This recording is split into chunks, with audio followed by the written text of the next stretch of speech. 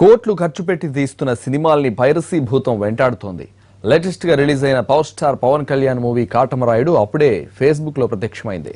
దీంతో పవన్ అభిమానులు పోలీసులకు ఫిర్యాదు చేశారు. కంప్యూటర్ ద్వారా జరిగే పైరసీని గుర్తిస్తున్న పోలీసులు ఫోన్ల ద్వారా జరిగే పైరసీని మాత్రం వెంటనే కనుక్కోలేకపోతున్నారు.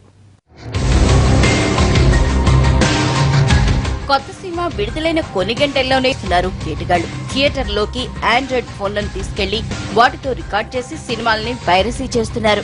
చిన్న సినిమాలే కాదు, పెద్ద సినిమాలకు కూడా పైరసీ భూతం వెంటాడుతోంది. షాప్స్ లో గానీ వేరే బిజినెస్ షాపింగ్ మాల్స్ లో గానీ చిన్న చిన్న వ్యాపారస్తులు ఈ చౌకగా తీసుకొచ్చి అమ్మే ప్రయత్నం చేస్తే వాళ్ళని ప్లస్ సోర్స్ ఎవరైతే ప్రొడ్యూస్ చేసారో వాళ్ళని కూడా లాస్ట్ వరకు వాళ్ళు ఎక్కడ తయారు చేసారో అక్కడ వరకు కూడా వెళ్ళి సరే తమకు సమాచారం ఇచ్చినా ఫిర్యాదు చేసినా ఇలాంటి సినిమాల్ని వెంటనే తీసేయించి యాక్షన్ తీసుకుంటామని పోలీసులు స్పష్టం చేశారు. ఐపీ అడ్రస్ ద్వారా నిందితుల్ని పట్టుకునేందుకు ప్రయత్నాలు చేస్తామంటున్నారు. ప్రజల వద్ద ఏమైనా సమాచారం ఉన్నా, వ్యాపారస్తుల వద్ద సమాచారం ఉన్నా పోలీసుకి అందజేస్తే కాపీరైట్ యాక్ట్ ప్రకారం వాళ్ళపై కేసు నమోదు చేసి దర్యాప్తు చేయలేకపోయారు.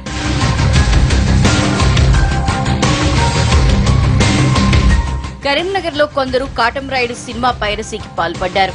ఈ చిత్రం మొత్తాన్ని వీడియోగా మలచి ఫేస్బుక్ లో అప్లోడ్ చేశారు.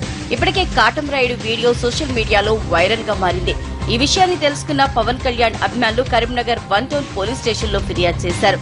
కేసు నమోదు చేసుకున్న పోలీసులు ఈ చర్యకు పాల్పడిన కొందరిని గుర్తించి అదుపులోకి తీసుకున్నట్లు సమాచారం. కాటమరాయుడు పైరసీపై ఆంధ్రప్రదేశ్, తెలంగాణ రాష్ట్రాల్లో పలు కేసులు నమోదయ్యాయి.